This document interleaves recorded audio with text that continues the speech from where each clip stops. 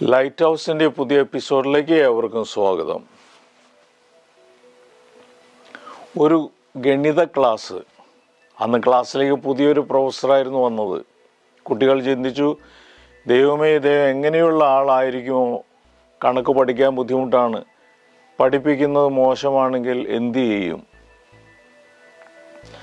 കുട്ടികൾ ആകാംക്ഷയുടെ പ്രൊഫസറെ നോക്കി. അദ്ദേഹം ചിരിച്ചുകൊണ്ട് ചോക്കെടുത്തു ബോർഡിൽ 3 എന്നെഴുതി, അല്പം മാറ്റി 6 എന്നും എഴുതി.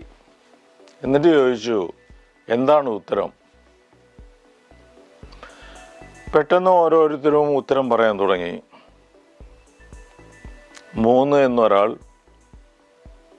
9 എന്ന് മറ്റൊരാൾ, 18 എന്ന് മൂന്നാമൻ, ഒരാൾ പറഞ്ഞത് 216 എന്നായിരുന്നു. അപ്പോൾ ക്ലാസ്സിലെ ഗണിത മാന്ത്രികൻ എഴുന്നേറ്റ് പറഞ്ഞു 729.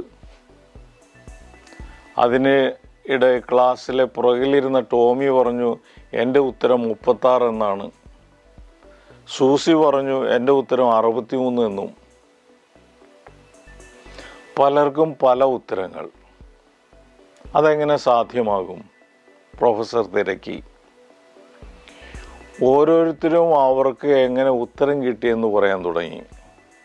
ഒരാൾ പറഞ്ഞു, 6-ൽ നിന്ന് 3 കുറച്ചപ്പോൾ 3 കിട്ടിയെന്ന്. 6-നോട് 3 കൂട്ടിയപ്പോൾ 9 കിട്ടിയെന്നും. 6-നെ 3 കൊണ്ട് ഗുണിച്ചപ്പോൾ 18 കിട്ടിയെന്നും.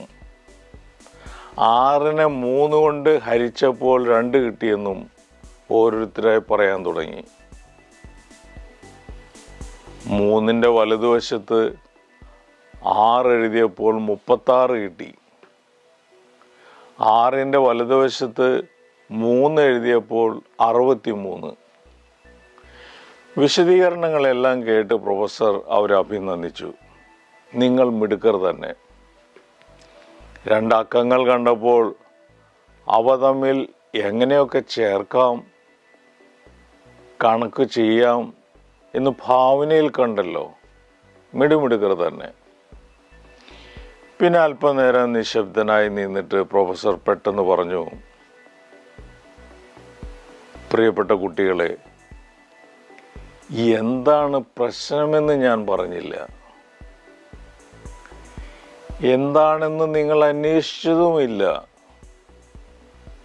ഞാൻ ബോർഡിൽ 3, 6 എന്ന് 2 അക്കങ്ങൾ എഴുതിയതേയുള്ളൂ.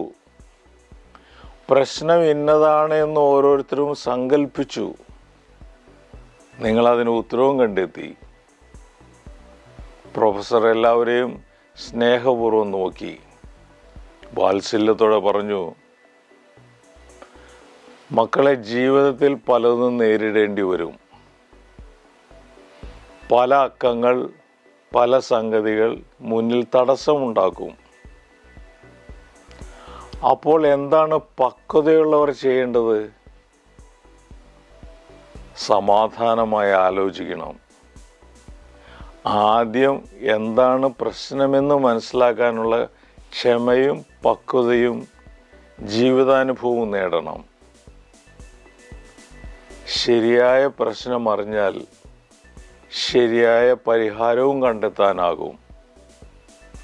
അതാണ് വിവേകശാലികളുടെ രീതി.